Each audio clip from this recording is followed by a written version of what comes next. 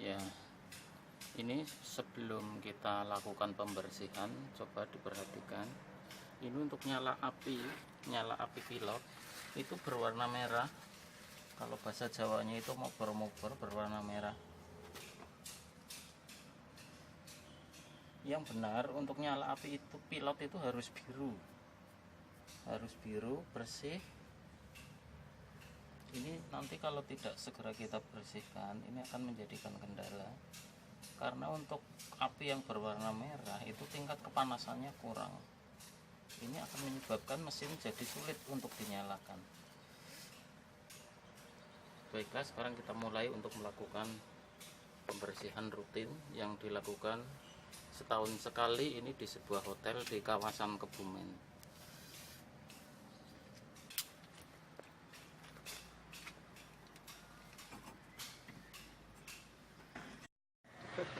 Ya, ini salah satu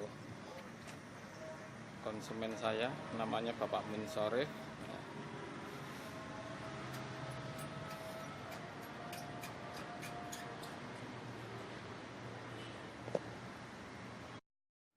Pertama kita lepas dulu untuk gasnya. Kemudian di sini ada 3 buah baut juga kita buka. Ada main burner. Nah, setelah terbuka ini seperti ini, semuanya sudah kita lepas. Ada 3 main burner untuk pilot dan untuk thermocouple, tiga-tiganya sudah kita lepas. Selanjutnya kita buat bulatan-bulatan dari kertas koran seperti ini. Ini yang nanti kita gunakan untuk membersihkan cerobong dengan cara dimasukkan ke dalam cerobong satu persatu. Tapi sebelumnya kita bersihkan, kita buka dulu bubble. Ini semacam besi untuk penahan panas yang berada di dalam cerobong.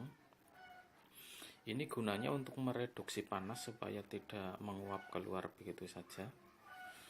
Kalau bubble sudah kita lepas, kompor juga sudah kita keluarkan. Ini bisa kita lihat seperti apa setelah kurang lebih 1 tahun beroperasi. Ini sudah cukup kotor. Di bagian bawah ini sudah banyak sekali jelaga atau langes ya. Ini yang akan menyebabkan kompor menjadi tidak efektif.